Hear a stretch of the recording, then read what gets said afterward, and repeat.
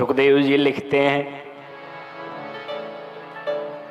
एकदा गृहदासीषु यशोदानंद गेहिनी। एकदा जब कोई विशेष घटना पर जोर देना हो तो सुखदेव भगवान एकदा कहकर प्रारंभ करते हैं। एक बार बोले क्या हुआ? एकदा गृहदासीषु, गृहदासी। अब हमारे यहाँ कोई ज्यादा प्रपंच नहीं है, कोई ज्यादा लोग नहीं है, कोई ज्यादा खाने पीने वाला नहीं है, कोई ज्यादा व्यवस्थाएं नहीं है, तब भी सबके घर में गृहदासी लगभग हैं। गृहदासी माने खाना बनाने वाली, झाड़ू करने वाली, बर्तन मांजने वाली, सबके घरों में है। तो अब आप सोचो कि जिन यशोदा और नंद के यहाँ 9 लाख गैयां हों तो उन 9 लाख गायों का दूध निकालना। हमारे गौशाला वाला व्यक्ति कह देता है महाराज जी गैयां बहुत हो गई हैं, 2 आदमी रखो अब। हाँ? जब वो 20 गायों पे 25-30 गायों पे 2 आदमी चाहता है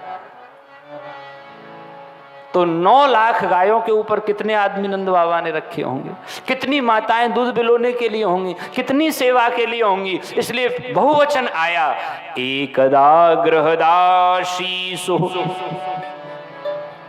बहुत सी गृहदासियां हैं, बहुत सी परिचारिकाएं हैं, बहुत सी सेविकाएं हैं, लेकिन उन सब सेविकाओं के बाद भी कर्मांतर नियुक्तासु, उन सब दासियों को यत्र तत्र कार्य में लगा करके भगवान के लिए यशोदा मैया स्वयं ही दूध पिलाती है, स्वयं दही निकालती है, स्वयं माखन निकालती है।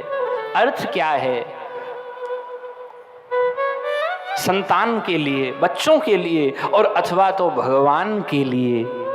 इनके लिए तो प्रसादी स्वयं माताओं को ही बनानी चाहिए। स्वयं परिवार की जो मुखिया माँ है, जो गृह लक्ष्मी है, उसके द्वारा भगवान के लिए प्रसादी बने, उसके द्वारा भगवान का भोग बने। मैं तो ज्यादा दर्शन नहीं किया हूं, लेकिन पूज्य पिताजी से जैसा सुना है, भरतपुर से हमारी माता स्वरूपा पधारी हैं, तो आपकी ठाकुर जी की सेवा के विषय में महाराज जी अक्सर बताते रहते हैं। आपके द्वारा भगवान की जो सेवा की जाती है उसको देखकर लगता है कि वास्तव में सेवा का स्वरूप क्या होना चाहिए। दर्शन हमने नहीं किया, लेकिन जो सुना है,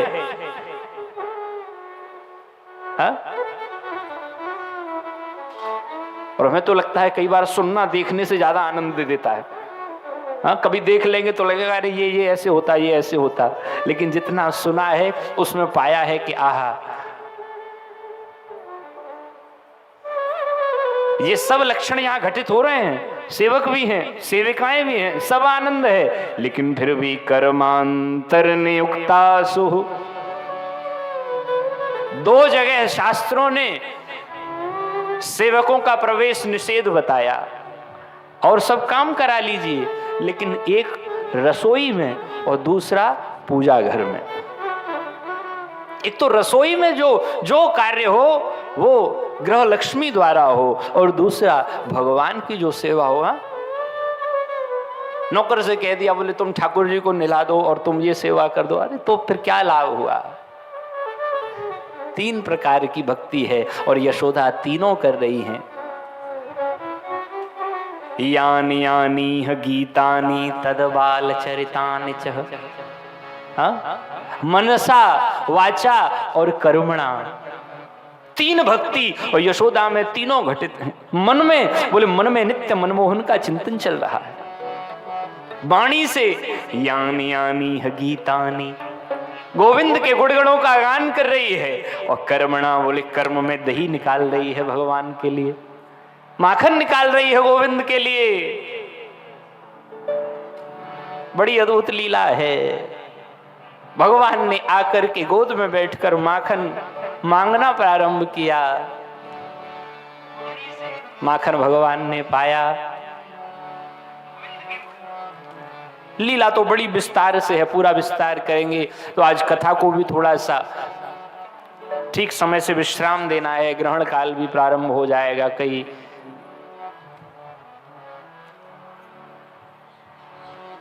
महाराज